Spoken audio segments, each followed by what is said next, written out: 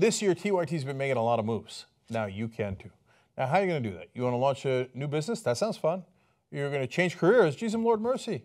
You're going to need a website for all that. Lucky for you, Squarespace also making moves. You're going to go to squarespace.com/TYT. You're going to get 10% off your first purchase, and you're going to get to build anything you want on that website with a unique domain. What are you, crazy? Go do it now. Go. Hey, TYT, I am Nomi Konst. You may have been following the news that we've been covering over the last few months involving Governor Andrew Cuomo from New York. He has gotten himself into a little bit of a hot water. This is the governor who was known for banning fracking in New York State. His chief aide, a man named Joseph Percoco, who was once called his third brother, the third son, of Mario Cuomo, his father. He is now on trial for a bribery scheme involving a frack gas power plant. We have the one and the only actor James Cromwell, activist, who you may recall was out there protesting a frack gas power plant in upstate New York a few months ago. Well, that power plant is at the center of this trial. Who knew all the pieces would be coming together? And James has been out there protesting in front of the courthouse and is going to give us some great updates. So thank you so much for taking the time and speaking with us. My pleasure, and thanks for having me. What first got you interested in this issue around fracking? Because I live here. Because I live not within sight of the plant, about 10 miles from the plant. Also because it's an egregious attack on our well-being, our health and safety, the viability of this community. It is unnecessary, impractical, deleterious, and it's also emblematic of a corrupt process.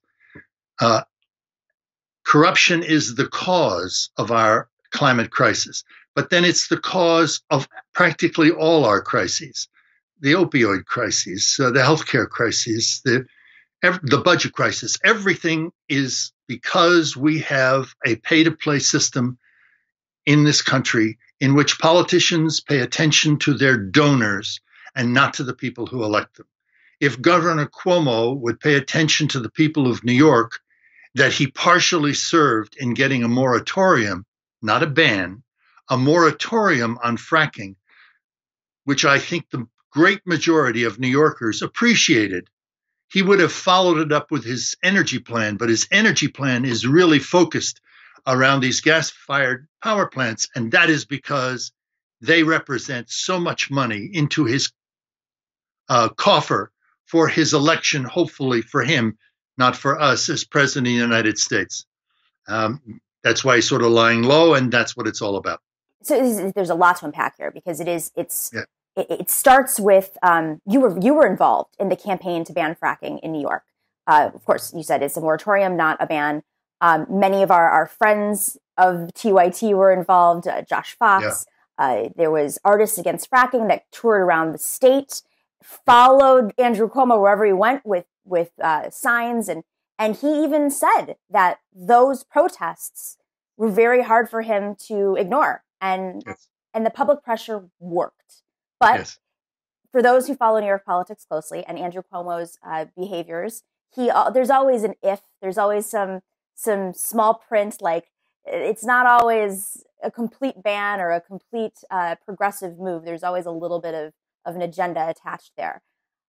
What led to this frack gas power plant deal? Like, how did this come out of after corruption? That moratorium? Corruption. Yeah, like what led to the corruption? Well, it started a long time ago, basically, when this company that is building this plant, CPV, they have a modus operandi, which is basically to bribe as many people as they can in order to grease the rails, the regulatory commissions, the permit applications, and the weight of the state bodies, the legislature, the governor, whatever it takes to get behind this. We have learned a great deal more now about fracking than we knew when we imposed the ban on fracking wells in New York. We now understand that the problem begins at the wellhead, but it goes all the way through the transmission, all the way through the compressor stations and to these plants. The plant itself is the head of the snake. They sold this plant basically to New York as a way to shut down Indian Point. That to replace the electricity that New York was going to lose by closing down an antiquated and obsolete nuclear power plant on the Hudson River and being able to provide it with ostensibly clean energy from they call natural gas. As it turns out, natural gas is probably the most polluting and the most climate affecting gas energy source that we could use. So this process began, and of course they enlisted, CPV enlisted a lobbyist, and this lobbyist engaged Mr. Prococo, and Mr. Prococo began the process of taking what he called ZIDI, which is payments by the corporation. Yeah, it comes from the Sopranos, and it fits perfectly, especially when you see him. So using money and finding ways to launder that money so it was not taggable as being either related to Cuomo and the energy policy and whatever he might do at a governmental level. You know, it's only a telephone call to a regulatory agency to get them to understand that that's the process. If you can see it in Technicolor in the Trump White House, that's how business is done. He could end DACA right now if he would do a standalone. He knows that he's using it for political purposes. And it's the same with Cuomo. Cuomo never does anything that does not have a payoff for him personally in his ambition to be president of the United States. So this went on, and there was a great deal of money exchanged, $250,000 when you combine CPV and this power plant in New Jersey. So we're talking about a lot of money. And it caught the attention of Preet Bharara, the former U.S. attorney. Yes, the former U.S. attorney in New York, and Preet had a magnificent case, and he's an incredible prosecutor. I hope I've only seen one day of the trial. I hope his associates are as good as he is, because this is a trial. If this trial does not bring a guilty verdict and expose the corruption that led to this power plant, this is going to be repeated over and over in every state that CPV has its eye on: California, Maryland, West Virginia. These are all opportunities for them to turn America into an energy producing country at the cost of the locality, of the health of the people, of the climate in general, of our viability as a species on this planet. It is because we have been captured by the corporations, the oil and gas industry. Whole states are basically run by the policies dictated by these corporations. I find it interesting, and maybe we don't know the answer to this, but as a strategy, it seems so odd that they would start this process in New York. CPV would go to a Democratic state that had a moratorium on fracking with one of the most active and organized and well-known group of activists fighting against fracking. To me, it just seems strategically stupid. Why wouldn't they go to a red state like Oklahoma or even, Maryland, which has a Republican governor? Why wouldn't they start there? Well, that's a magnificent question. Now, there are a number of answers. One is its proximity to the fracking fields in Pennsylvania. One is the market. New York City is the second largest market for fracked gas in the world. So we have now, they, of course, are not interested principally in providing power for New York City. They're not even interested in providing gas for home heating and cooking in apartments in New York. That's only the very, very top. What they're interested in is being able to justify the transshipment of fracked gas to someplace like in Canada, where they have liquefaction plants that can turn this gas into a liquid to be transported to Asia and to Europe, where they get 6 times more for it than they do in the local market. That's where the real money is to be made.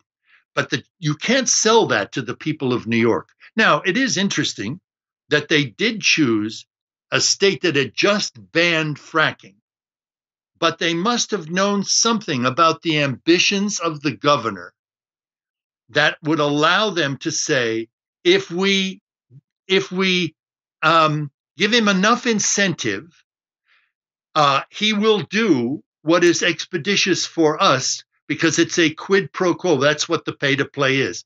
The first time they pay in, they just do it for on a whim. I mean, on a wish that they get what they want. If they start to do it a second time, it means you gave them what they wanted. Now, what's interesting is that the organizations, not all of them, but many of what we call the big greens, once they accomplished this moratorium, which they immediately turned into a supposed ban to reassure people that this had the force of law behind it, they sort of withdrew into their own issues and their own agendas.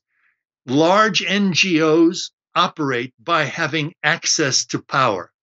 And when they make a deal, it is a quid pro quo. If you give us a fracking ban, we can call a ban, we will lay off the construction of CPV, which you need to sell to the people, the power brokers in New York, as an alternative to Indian Point. So you get Indian Point, you get what you want, and we get what we want.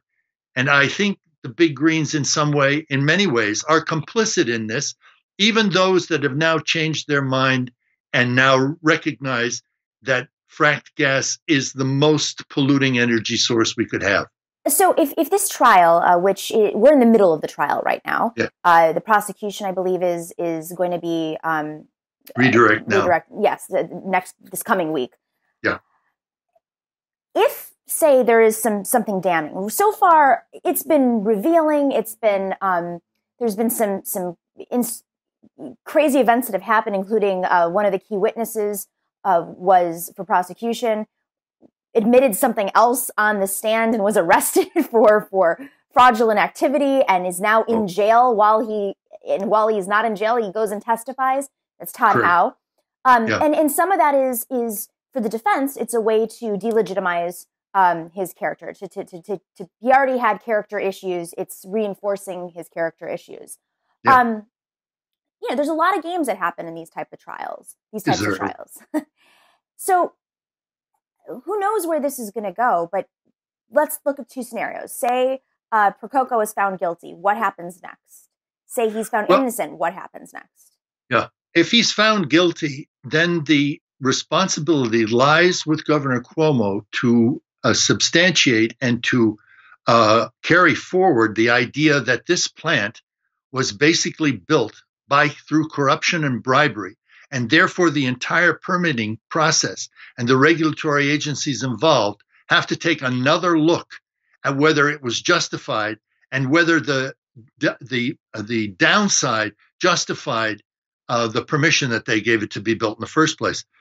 Now, that would be the correct thing to do, and I think with the information that people have, there are incredible experts who now understand what the cost of this plant is going to represent in health costs to the people of New York, which is per year almost as much as it costs to build the plant. How this plant is going to contribute, it actually raises by 10% the amount of greenhouse gases emitted by the state of New York, by 10%. We now use more fracked gas than we have ever used. So whereas we have this moratorium, we are importing more gas. That's how they do it. They hook everybody, all local ratepayers, into being dependent, just the same way with OxyContin. You just it's in your house. Then, of course, you can't say, well, we should shut that plant down. Well, what am I supposed to do now? I need this. I need the gas. I need these pipelines. I need the electricity. And there's no other way to get it. So it goes forward. They have the plan to make 300 of these plants all over the country. Each one of those fracking wells, this plant alone, necessitates 150 new wells every year. That's for 40 years of its life cycle. That means every one of those fracked wells has got to be connected by pipeline to a compressor station, local compressor station, which begins the process of the transshipment of this gas through pipelines which go through people's property, which is taken by eminent domain if they refuse to sell, goes to other compressor stations, finally to a frack gas power plant where it is burned, and all the pollution and the radon and the toluene and the benzene and the fugitive methane. Natural gas is mostly methane, and methane is an 86 times more potent greenhouse gas creator than CO2. So I think if the American public knew this, because of what occurs when he is found guilty, Mr. Coco and Mr. Kelly are found guilty, then the whole edifice will crumble. If he is found innocent, this whole process is going to be replicated in almost every state of the union. California has a fracking field, a shale field that is 4 times as large as the Marcellus shale field. And you know how, and of course it creates earthquakes when they re-inject this water back. So if Oklahoma is now the earthquake capital of the world, California only needs one. Right. San Andreas goes and it's goodbye, California. Not to make us less hopeful after that. My other question is, and maybe we don't know this either, what's stopping, I hate to even put this out there into the universe, what's stopping Donald Trump from just signing some executive order and opening up the entire United States to just not going state by state, but giving the executive the power to allow these? Will. He will. Well, he's already done it. He's opened up the Arctic natural animal refuge. He's opened up the coastline on both coasts, which a lot of cities are now trying to stop. So they will frack this country until America looks like Eastern Poland. However, that's what we have going at the moment. We have a crisis in our democracy. People can no longer simply sit back and choose not to vote and choose not to get engaged and choose not to walk the street in a protest and choose not to write letters and choose not to sign petitions, but it won't work anymore. This is our revolution. That's what Bernie meant. This is our revolution. This is what it looks like. That's why we're doing it. We're doing it not only because all of this entire process is corrupt, we're doing it because our democracy is at stake. We are losing our democracy because of this corruption. And just like with guns, so that some representative can say, if America is going to get a handle on its gun violence, Americans are going to have to be willing to give up certain rights and privileges.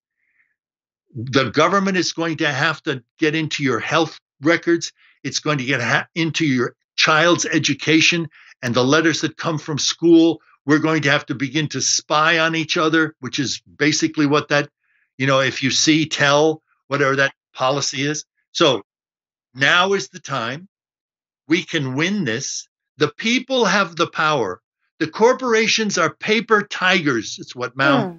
Yes. Paper tigers. All you have to do is, there's a wonderful documentary called Abacus, small enough it's a bank in Chinatown in New York, which was taken on by Cyrus Vance and the Attorney General's office. And it was a scam because they didn't dare take on the big banks. But those people, that family, the Song family, fought them for 5 years. Yes, it cost them $10 million. They had $10 million, but they beat Cyrus Vance and the government. We can beat Donald Trump and the Interior Department and what he's made out of the EPA. We can win this thing. Thanks for leaving us hopeful. I was ready. So I completely agree with you. And this is one of the things that I like to reinforce when I go out there and talk to people across America who are involved in their communities.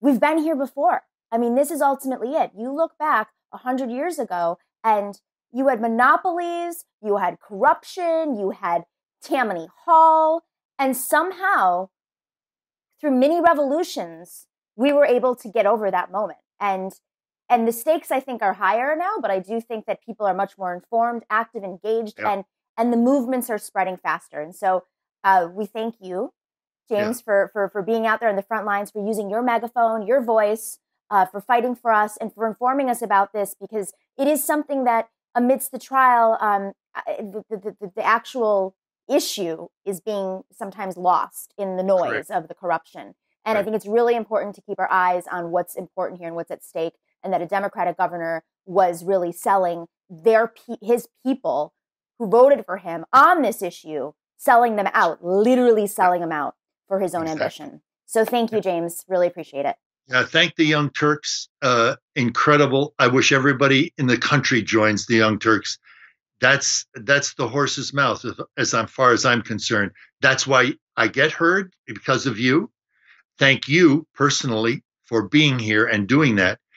And I would exhort everybody to go to protectorangecounty.org on the internet and our Facebook page on Protect Orange County and find out what they can do. There are petitions, there are rallies, there are letters to be written. We may have to up our game as this goes forward, but we can do it. Sounds great. Thank you so much. Bless your heart.